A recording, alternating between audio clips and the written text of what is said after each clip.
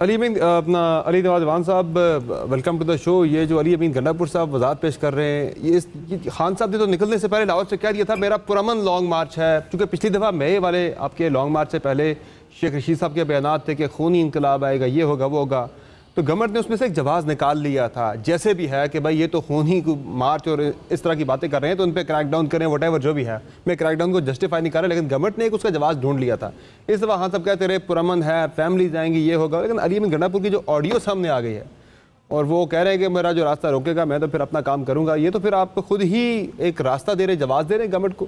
بالکل ٹھیک بات ہے سمر آپ کی، اس میں کوئی دو رائے نہیں ہے کہ اس وقت جس ٹائم پہ ہماری تحریک موجود ہے اور اس میں بڑی کلیئرٹی ہے، کیونکہ اسلام آباد میں ہی اس کو پرسو کر رہا ہوں، جو ہم نے H9 G9 جگہ مانگی ہوئی ہے گورنمنٹ سے سپیریئر کورٹس کی ججمنٹس کے اوپر، کہ ہمارا یہ جو مارچ ہے یہ بڑا پرامن ہوگا، اور جو ہمارا مارچ ہے وہ انشاءاللہ تعالیٰ اس کے اندر ایسی کوئی چیز نہیں ہے، اور ہم ثابت کر چکے ہیں۔ سمر آپ تو رپورٹ کرتے رہو، ہم تو وزیرستان بھی گئے تھے بغیر بندوقوں کے ساتھ، نہ کسی عمران خان صاحب کی پوری تحریک کے اندر کبھی وائلنٹ نہیں ہوا، وہاں الٹا آپریشن ضرور ہوا ہے گورنمنٹ کی طرف سے جو 25 مئی کو ہوا تھا، بٹ آپ نے دیکھا کہ ہمارے طرف سے کوئی بھی گورنمنٹ کے کسی، چاہے وہ پولیس، رینجرز یا کوئی بھی ایڈمنسٹریشن کا بندہ ہو، اس کے ساتھ چاہے انہوں نے جو مرضی کیا ہو، اپنے طور پہ تیاری کر رہے ہیں، انہوں نے خود کہا ہے کہ ان کا یہ اپنا بیانیہ حملے کرنے کی نہیں، وہ تیاری تو کر رہے ہیں، یہ ہوتا نہیں، دیکھیں بالکل انہیں حادثہ منع کریں گے فون کر کے یار بندوقیں ہندوقیں کوئی نہیں لے کے آنا، یہ ضرورت ہی نہیں ہے، مطلب ایک بات ہے، وہ کہہ رہے ہیں میرا جو راستہ روکے گا جو میرے سامنے آئے گا وہ پولیس والا رینجرز والا وہ سن لے گا۔ علی امین جذباتی آدمی ہے، جذباتی بات کر جاتا ہوتا ہے، بٹ گراؤنڈ ریالٹی یہ ہے کہ فائر بھی جذباتی لوگ ہی کر دیتے ہوتے ہیں غلطی سے۔ پرامن پورا ہمارا مارچ ہوگا، اس کے اندر کوئی بھی ہمارا کوئی مسلح آدمی نہیں ہوگا، جذباتی بندے کے ہاتھ میں بندوق آ جائے وہ کچھ بھی کر سکتا ہے، پھر سمجھا دیں گے، سمجھا دیں گے۔ ویسے یہ علی نواز صاحب آپ وائٹ بورڈ کا شکار اسلام آباد میں کہاں تھا، مجھے ذرا یہ تو بتا دیں، جو علی امین گنڈاپور صاحب وائٹ بورڈ کا شکار اسلام آباد میں وہ کرنے کی بات کریں، یہ کہاں ہوتا ہے؟ چلیں میں کہہ رہا ہوں نا، سمجھا دیں گے، ایسی باتیں نہیں کریں گے دو، شکار کرنے بھی نہیں آنے دیں گے انہیں، شکار کی اجازت نہیں ہے اسلام آباد۔ پر آپ کے سٹانس کو ویکن کیا علی امین گنڈاپور صاحب کی اس بات نے؟ دیکھیں اسلام آباد میں بندے اٹھائے جا سکتے ہیں، ان کو ننگا کیا جا سکتا ہے، الیکٹرک شاکس دیے جا سکتے ہیں، ساری چیزیں ہو جاتی ہیں جو کانسٹیٹیوشن کے اندر نہیں ہیں، جو رول آف لاء کے اندر نہیں ہیں، پروہیبٹڈ ہیں، فنڈامنٹل رائٹس پروٹیکٹ کرتے ہیں، پر ہوتا ہے اسلام آباد کے اندر۔ پر انشاءاللہ تعالیٰ علی امین گنڈاپور کو سمجھا دیں گے کہ آپ کا مخالف جو مرضی حرکتیں کرے، ہم ایک جمہوری پارٹی ہیں، اور جمہوری پارٹی کے اندر، جمہوری تحریک کے اندر اس طرح کی چیزیں الاؤڈ نہیں ہیں۔ ٹھیک، یہ عطا طارڑ صاحب معاون خصوصی آپ وزیر اعظم کے، ظاہر ہے آپ سارے معاملات کو دیکھ رہے ہیں اسلام آباد میں لانگ مارچ کے حوالے سے بھی چیزوں کو، علی امین گنڈاپور صاحب تو کہہ رہے ہیں کہ یہ جو آپ بیانیہ بنا رہے ہیں کہ تشدد ہوگا، مار داڑ ہوگی، سارا وہ کہہ رہے ہیں میں تو وائلڈ بور کے شکار کے لیے یہ بندوقیں وہاں پہ ارینج کروا رہا تھا، کہہ رہے ہیں میرے تو کوئی حکومت کے لیے یا لانگ مارچ کے لیے تو نہیں کر رہا تھا کوئی۔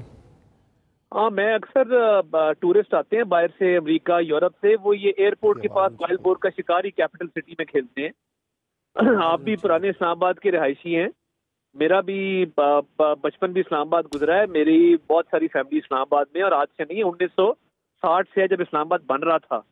تو یہ کون سا وائلڈ بور کا شکار ہے جو ایئرپورٹ کے قریب ہوتا ہے؟ بات یہ ہے کہ جب فیصل واؤڈا نے ایک بات کی، اور فیصل واؤڈا کو ہمارا آدمی تو نہیں ہے، ان کی جماعت کا سرگرم رکن ہے، ان کا وزیر رہا ہے، ان کا سینیٹر رہا ہے، ان کا MNA رہا ہے، اور وزیر کا بھی عہدہ اس کو بڑا اہم دیا تھا، he was water resources minister. اب وہ کہہ رہا ہے کہ مجھے لاشیں نظر آ رہی ہیں، مجھے خون نظر آ رہا ہے، اوپر سے یہ کال انٹرسیپٹ ہو جاتی ہے۔ تو شکار کے لیے چلیں، بندوقیں تو آپ اکٹھی کر رہے تھے، بندے کیوں اکٹھے کر رہے تھے؟ کیا شکار خود کھیلنا تھا یا وہاں بیٹھ کے دوسروں کو شکار کھیلتے ہوئے دیکھنا تھا؟ میں یہ بات سمجھنے سے قاصر ہوں کہ اتنی کلیئر کٹ کال آ جانے کے بعد اب کیا جواز رہ گیا ہے؟ یہ وہ بھارتی ایجنڈا ہے سمر صاحب، جس میں کل بھارتی اینکر نے خوشیاں منائی ہیں۔ بھارتی اینکر نے کہا ہے کہ ہمارا مقصد پورا ہو گیا، اتنی بری طرح ISI کو پاکستان کی تاریخ میں ملائن نہیں کیا گیا۔ وہ جب میاں صاحب نے تقریریں کی تھی گجرانوالہ کے اندر کھڑے ہو کے، تب بھی انڈیا نے ایسے ہی ان کے بیانات آئے تھے۔ میاں صاحب پہ نہ لائیں، میاں صاحب پہ نہ لائیں، چھوڑ دینا ایک سیکنڈ کے لیے۔ میاں صاحب نے کیا بات کی تھی؟ میاں صاحب نے اس طرح نہیں کیا تھا جس طرح یہ تابڑ توڑ حملے کر رہے ہیں، جانور کہہ رہے ہیں، اور جس طریقے سے میر جعفر غداری کے سرٹیفکیٹ دے رہے ہیں۔ میاں صاحب نے سیاسی مداخلت کی بات کی تھی، میاں صاحب نے سیاست سے پاک کرنے کی بات کی تھی، اور اب پرابلم کیا ہے؟ ہمارا نعرہ تھا ووٹ کو عزت دو، اس کا نعرہ ہے کہ مجھے ووٹ ڈلواؤ. اب یہ دیکھیں دو فرق باتیں ہیں. میاں صاحب کو اب چھوڑیں 2 منٹ کے لیے. کل جس قسم کا رسپانس بھارتی میڈیا نے تحریک انصاف کو دیا ہے میاں صاحب کو نہیں ملا تھا.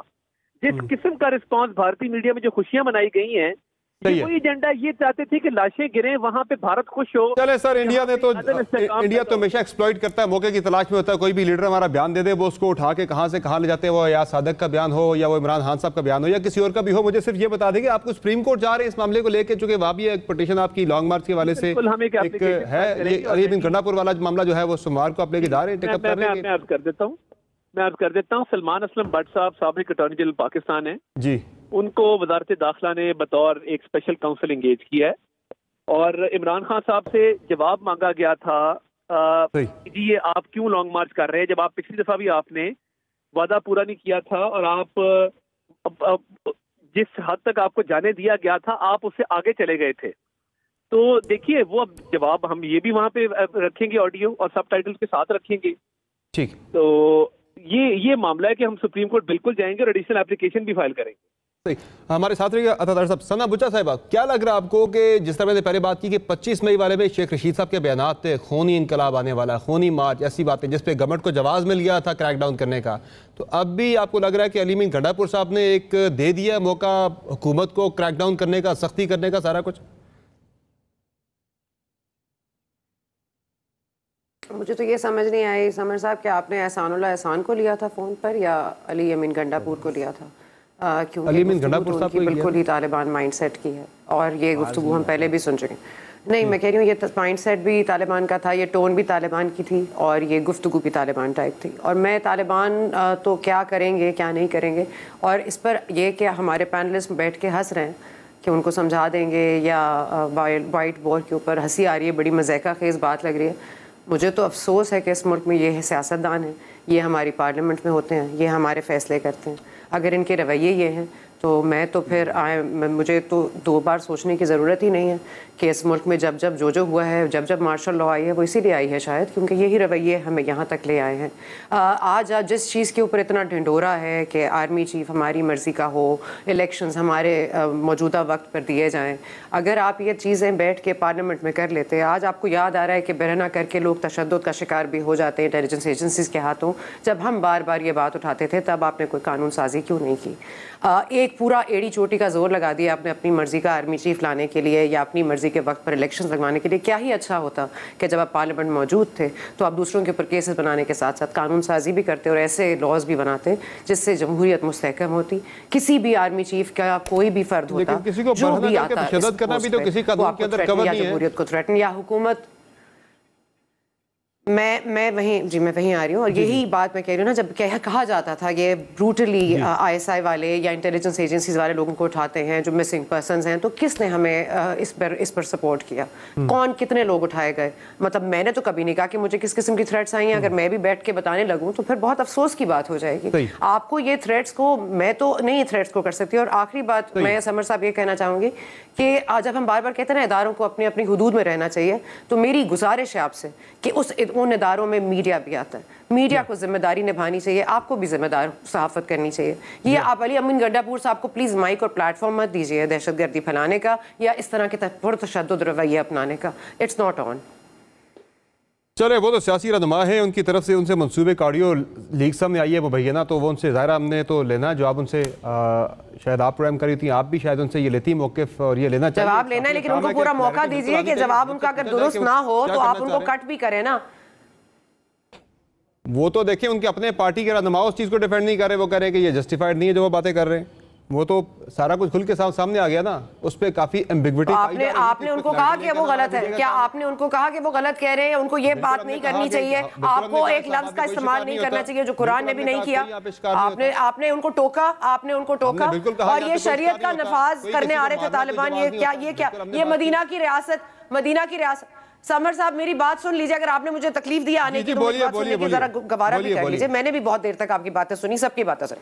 میں صرف یہ کہہ رہی ہوں میں صرف یہ کہہ رہی ہوں کہ دیکھیے آپ کو بھی اپنے اپنے ایریاز میں ہمیں سب کو ذمہ دار صحافت کرنی ہے، ذمہ دار شہری بننا ہے. چھوڑ دیجیے باقی اداروں کی باتیں. ایک ذمہ دار صحافی اور ایک ذمہ دار شہری کا یہ فرض ہے کہ ہم اس طرح کی پرتشدد رویوں کو ہوا نہ دیں.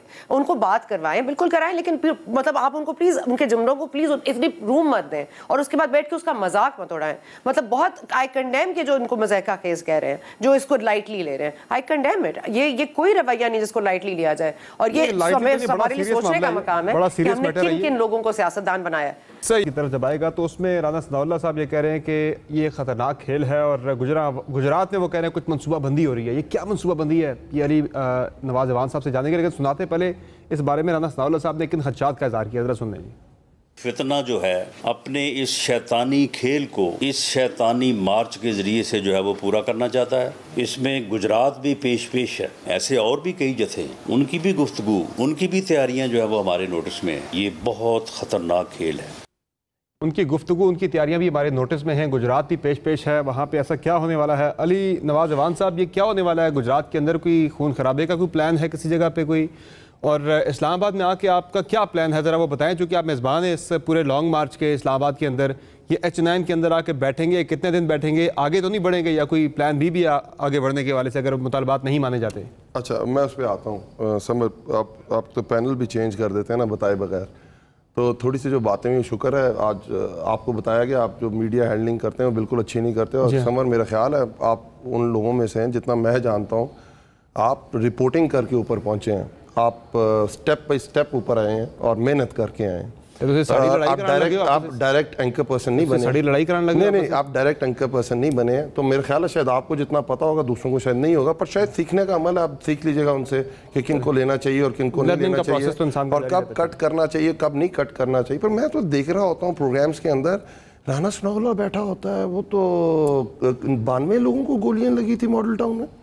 اچھا وہ طلال چودھری ان کے شو میں بیٹھا ہوتا ہے، کنوکٹڈ ہے وہ سپریم کورٹ سے، اور کیا کہتا تھا سپریم کورٹ میں بت بیٹھے ہوئے ہیں. پر آپ کو میڈیا پالیسی سیکھنی چاہیے. سمر از ویری انٹرسٹنگ، کیونکہ آپ کو چاہیے کہ، اور مجھے خوشی ہوئی کہ مطلب انہوں نے ارشد شریف کا نام نہیں لیا، کتنی زیادتی ہوئی ان کے ساتھ. مجھے سوری خوشی کہہ رہا ہوں کہ مجھے دکھ ہوا کل ایک اینکر پرسن کو اٹھایا گیا لاہور سے، غلام صاحب کو، انہوں نے ان کا ذکر نہیں کیا. درد ہوتا ہے پر بغض عمران میں لوگ نا کراس کر گئے ہیں ساری چیزیں. مطلب ایک جو بغض ہے نا وہ نکل آتا ہے اندر سے. آپ کہیں میں بات کر رہا ہوں امریکہ کی تو اگلا بات کرنے لگا جائے کہ ساؤتھ کوریا کے اندر کیا ہو رہا ہے، تو بندہ کہتا ہے یار میں نے تو ساؤتھ کوریا کا سوال ہی نہیں پوچھا تھا. آگے نہیں آپ سنتے جائیں. سوال بنتا ہے اس گورنمنٹ سے، ہم تو جس طرح کیا نیب امینڈمنٹس ہوتی ہیں، آواز اٹھتی ہے، میڈیا کیا کہتا ہے، میڈیا اینکر پرسنز کو کن چیزوں پہ شو کرنے چاہیے. کیا اوورسیز پاکستانی کا ووٹنگ رائٹ ختم ہوتا ہے، آواز اٹھاتے ہیں. کیا میڈیا پالیسی میں یہ نہیں ہے؟ 1 کروڑ کا ڈائسپورا ہے پاکستان کا، 32 ارب ڈالر باہر سے وہ بیچتے ہیں. پتہ نہیں ہم تو پتہ نہیں شاید پاکستان میں رہتے ہی نہیں ہیں، شاید ہمیں ان کی میڈیا پالیسی کا نہیں پتا. EVM ختم ہو جاتی ہے کہ پاکستان کے اگلے الیکشن ٹھیک ہونے ہیں اور اس کا کوئی طریقہ کار آگے کی طرف کوئی آواز نہیں اٹھتی، خاموشی چاہیے رہتی ہے. اس کے بعد FIA پورے پاکستان میں لوگوں کو پکڑ رہی ہوتی ہے، دوسری ایجنسیز کے حوالے کر رہی ہوتی ہے، لوگوں کے کپڑے اتارے آ رہے ہوتے ہیں اور خوشی کا اظہار کیا جا رہا ہوتا ہے. ان کی بھی آواز بند کر دیں. علی امین گنڈا پور نے بڑی غلط بات، ان کی آواز بند کر دیں، ان کا سینسرشپ لگا دیں، ان کا ٹی وی پہ آنا بند کر دیں. اس کے بعد نہیں یار سنیں، مجھے میں یاد ہے ڈان لیکس طلال چودھری کتنا غصہ آیا ہے کہ انڈیا میڈیا. سر وہ پلیز ANI کو نواز شریف نے ایک انٹرویو دیا تھا، وہ سنا دیں پلیز، وہ سنا دیں، آپ کو پتہ چلے. پرویز رشید کی تقریر سنا دیں جو جرنیلوں کرنیلوں کے نام لے کے انہوں نے کی تھی. شاید ان کو تسکین ہو جائے گی. وہ بھی غلط ہے. آگے بڑھ رہے ہیں، مجھے ذرا یہ بتائیں کہ عمران خان صاحب نے کبھی ابھی آپ نے بھی اپنے اس میں بات کی، انہوں نے کلیئرٹی دی تھی جب انہوں نے میر جعفر میر صادق کی بات ہی اگلے جلسے میں کہا، انہوں نے نواز شریف اور شہباز شریف کی بات کر رہا. انہوں نے کبھی کسی کا نام لے کے بات نہیں کی ہے. ہم کیوں یہ خود کہہ رہے ہیں کہ ہاں انہی کے بارے میں بات کی جا رہی ہے؟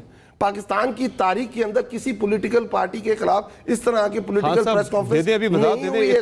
شاید یہ ہماری میڈیا پالیسی نہیں ہے. پاکستان کی تاریخ کا سب سے بڑا پولیٹیکل ایونٹ ہونے جا رہا ہے اور میڈیا سینسرشپ ہے. ہم اس پہ بات نہیں کرتے، پر آپ کو میڈیا پالیسی سکھائی جاتی ہے، آپ کو بتایا جاتا ہے میڈیا پالیسی کیا ہے. اس کی بھائی آپ میرے اگینسٹ ہیں نا سمر، آپ مجھ سے اختلاف کرتے ہیں، میری آواز بند کرنے کا آپ کے پاس کوئی رائٹ نہیں. آپ بیٹھے نا, آپ بیٹھے ہیں یہاں, بات کر رہے ہیں نا, آپ کو بہت اچھی طرح سمجھ آ رہی ہے. آپ بیٹھے ہیں, بات کر رہے ہیں نا, پھر انہوں نے صحیح روکا تو مجھے دھرنے کی کوریج بھی چل رہی ہے, سارا کچھ ہو رہا ہے. پھر آپ دوبارہ سیکھیں, پھر آپ دوبارہ سیکھیں. میرے پاس ٹائم بڑا کم ہے, مجھے ذرا لانگ مارچ کے سوال پہ آ جائیں. سینسر پیمرا کہہ دیتا ہے آپ لانگ مارچ نہیں دکھاتے, کوئی بات نہیں ہوئی. میڈیا پالیسی ماشاءاللہ پاکستان میڈیا اب تو سیکھنا چاہیے.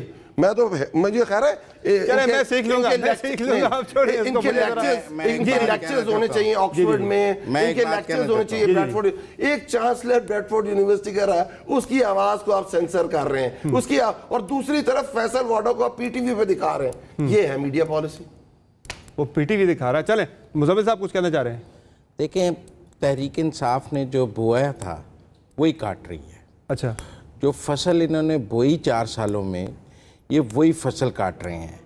ان سے پوچھیں انہوں نے فضل الرحمان کا بلیک آؤٹ کیوں کرایا تھا جب اس کا لانگ مارچ تھا. آج اپنے لانگ مارچ کے بلیک آؤٹ پہ تو ہمیں بڑا کہہ رہے ہیں, تب فضل الرحمان کا بھی دکھانے کا نہیں تھا تو عمران خان کی حکومت تھی. یہ کہتے کہ جی ہم کیوں نہیں دکھایا جا رہا. ان کی تقریر بھی نہیں, جب مریم نواز کا بلیک آؤٹ ہو رہا تھا اس ملک میں, ٹکر نہیں چل سکتے تھے, نیوز رومز میں لکھ کے لگا دیا گیا تھا کہ ٹکر نہیں چل سکتے, تب بھی تو انہی کی حکومت تھی. جب مطیع اللہ جان کو اٹھایا جا رہا تھا تب بھی تو انہی کی حکومت تھی. جب طلعت آفر ہو رہا تھا ان کی حکومت تھی. جب اسد طور کی پسلیاں توڑی جا رہی تھیں ان کی حکومت تھی. جب ابصار عالم کو گولیاں لگ رہی تھیں ان کی حکومت تھی. تو بات یہ ہے کہ جو فصل آپ نے بوئی ہے, جو آپ نے, جو رسم و رواج آپ پچھلے 4 سال میں ڈال گئے ہیں, آج جب فصل آپ کو کاٹنی پڑ رہی ہے تو آپ کے خون کے آنسو کیوں نکل رہے ہیں؟ خوش دلی سے کاٹیں کہ ہم نے بوئی ہے, ہم کاٹیں گے, سینہ چوڑا کر کے کاٹیں.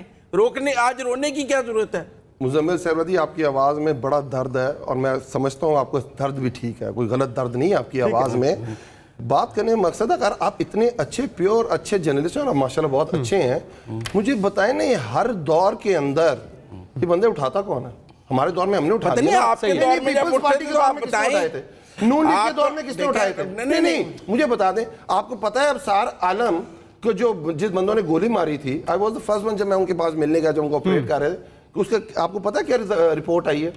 رپورٹ آپ کو پتا ہے جو بھی آئی ہے, آپ نے کہا وہ جرنلسٹ ہی نہیں ہے, آپ تو یہ کہتے ہیں وہ جرنلسٹ ہی نہیں ہے. حامد میر کو چلے یہ ڈیبیٹ کہیں اور چلی گئی ہے. میں چاہتا اگر آپ سے لانگ مارچ کا پوچھا جاتا, مجھے جواب اس پہ لے لیں گے. میں دوبارہ مزمل بھائی بات کیا ہے, فضل الرحمان آپ نے مریم کا درد آیا, آپ کے کس کی direct, supreme court, high court کی ڈائریکشن پہ ان کو پہلے نے بین کیا. سر اس پہ دوبارہ ذرا بات کرتے ہیں, دوبارہ اس پہ بات کرتے ہیں ذرا, ٹھیک ہے, اورنجز اور مینگوز کو مکس نہ چلیں اس پہ ذرا دوبارہ بات کرتے ہیں. ذرا ثنا بچا صاحب مجھے یہ بتا دیں کہ حکومت نے پہلے کہا مذاکرات کریں گے پاکستان تحریک انصاف کے ساتھ, پھر ایک کمیٹی بھی بن گئی پی ڈی ایم کی ساری جماعتوں میں مشتمل. آج حکومت کہہ رہی ہے کہ ہم نے کوئی بھی مذاکرات پاکستان تحریک انصاف کے ساتھ نہیں کرنے. ذرا سن لیں رانا ثناء اللہ صاحب کو, مریم اورنگزیب صاحبہ کو, پھر میں آپ سے اس پہ ذرا آپ کا کمنٹ لیتا ہوں. مذاکرات کیوں نہیں کرنا چاہ رہے؟ یہ بندوقیں اکٹھی کر رہے ہیں, کوئی آفر نہیں ہے ہماری طرف سے مذاکرات کی, تو ایسے فسادیوں کے ساتھ تو کوئی مذاکرات نہیں ہو سکتے. اس شخص کے ساتھ جو ملک کے اندر لاشیں بچھانے پہ خدا نہ خواستہ تلاؤ, اس کے ساتھ کوئی مذاکرات نہیں. کان کھول کر سن لو, آئینی مدت کے بعد الیکشن ہوگا, کیونکہ تمہارا مقصد بھی الیکشن نہیں ہے. بچا صاحب یہ مذاکرات تو گورنمنٹ کو ہی شاید سوٹ کرنے تھے, گورنمنٹ کیوں مذاکرات نہیں کرنا چاہ رہی ہوگی, کیا لگ رہا ہے آپ کو؟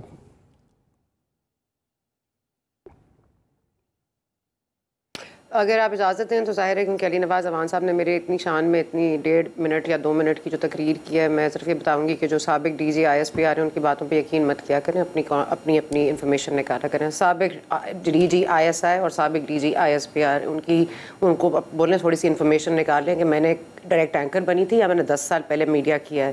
اگر نہیں پتا تو جیو والوں سے پوچھ لیں, وہیں ہائر ہوئی تھی, 10 سال میں نے وہاں کام کیا, اس کے بعد مجھے شو ملا تھا. تو معذرت کے ساتھ میں ایمبیڈڈ جرنلسٹ تھی, سوات آپریشن کور کر چکی ہوں. معذرت کے ساتھ مجھے آپ کو کریڈینشلز دینے کی ضرورت نہیں ہے, لیکن علی نواز اوان صاحب کو یہ میرا مشورہ ہے کہ میں نے میڈیا پالیسی کو ڈیفائن نہیں کیا, میں نے صرف صحیح اور غلط میں تشریح کرنے کی کوشش کی. اگر اتنا گراں گزرا ہے اور میں اتنی غیر ہے, پتہ نہیں انہوں نے 2 منٹ کی تقریر میرے خلاف کیوں کی. سوری آپ کو انٹرپٹ کر رہا ہوں میں, اگر بریک کے بعد آپ کا تفصیلی جواب لے لوں, مجھے بریک کا کہا جا رہا ہے, معذرت خواہ ہوں. بریک کے بعد آپ سے تفصیلی جواب آپ کا مکمل لیتے ہیں. ناظرین بریک لیتے ہیں, بریک کے بعد ڈسکشن جاری رہے گی, ہمارے ساتھ رہے گا.